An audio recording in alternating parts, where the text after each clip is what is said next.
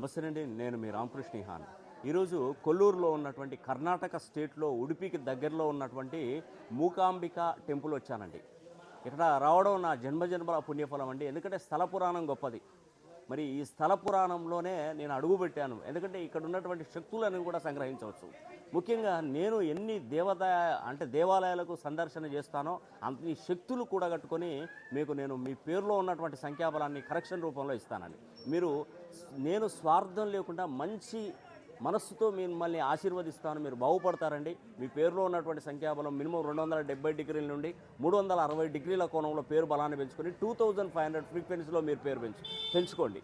అదేవిధంగా ఇక్కడికి రావడానికి కారణం ఏంటంటే, నేను వారాహి అమ్మవారి అనుగ్రహం కోసం ఇది 4వ రోజు దీక్షలో ఉన్నానండి. 9 రోజుల్లో భాగంగా 4వ రోజు దీక్షలో ఉన్నాను. ఇక్కడికి కొన్ని వందల సంఖ్యలో కరుంగలి మాలలు, అంటే ప్రతి ఒక్క పుణ్యక్షేత్రంలో దర్శించుకొని అమ్మవారి గర్భగుడిలో ఈ యొక్క మాలలు పెట్టి పూజించి దాన్ని శక్తివంతం చేసి 4వ తారీఖున అమ్మవారి హోమం అనేది కూడా నేను జరిపిస్తున్నాను. మీ పేరు గోత్రనామాలు పంపించండి. నేను తప్పకుండా ఈ వారాహి హోమం జరిపించి, నవగ్రహ హోమం జరిపించి, అదేవిధంగా ఈ కరుంగలి మాలను శక్తివంతం చేసి మీ ఇంటికే నేను పంపించదలుచుకున్నాను. ఎవరైతే ఈ వారాహి హోమం చేయించుకుంటారో వాళ్ళకి ఇది ప్రత్యేకంగా ఇస్తున్నానండి.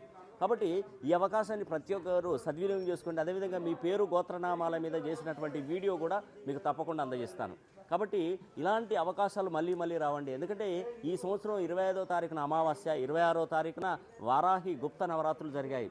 కాబట్టి ఈ వారాహి నవరాత్రులు కూడా అతి సామాన్యుని సైతం ధనవంతుడిగా చేసేటువంటి అమావాస్య. ఈ గుప్త నవరాత్రిలో భాగంగా నేను ఇక్కడికి మూకాంబిక టెంపుల్కి వచ్చానండి.